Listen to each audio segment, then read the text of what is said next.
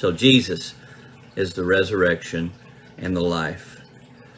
Jesus is in our midst. The resurrection is in our midst.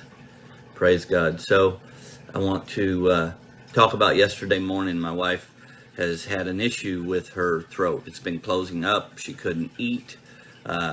She couldn't, she was struggling. She had to take a steroid liquid. She had to lay down and take the liquid twice a day, and sores were in her mouth. And she was struggling. So yesterday morning she got up and said, I have a sore throat. And I says, you mean like sick? I was still in bed. She was up standing.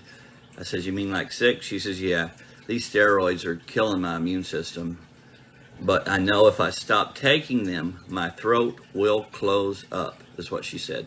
If I stop taking the steroids, my throat will close up. So I popped up, I got my phone, I played this loop, this recording. It's a New Life recording about us having all power, all authority, and our enemy having none. And so I played it. It looped a couple of times, and she came around to me and she says, oh, and she held her throat and she says, can you pray for me? And I says, what you just heard will make you whole. What you just heard will make you whole, I said. And I says, besides all that, I saw amazing faith in you a while ago.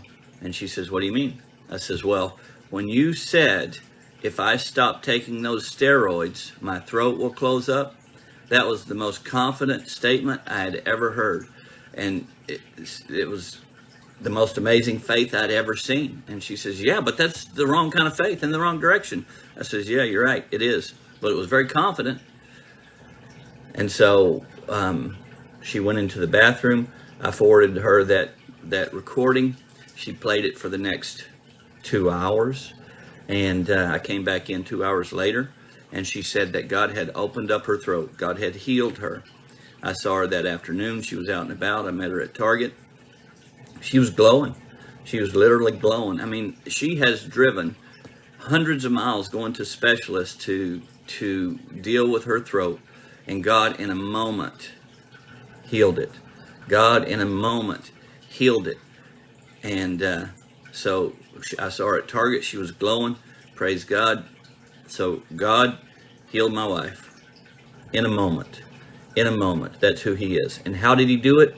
He took care of the fear in her that was wrapped around. Took care of the fear in her that was wrapped around that sickness. The fear left.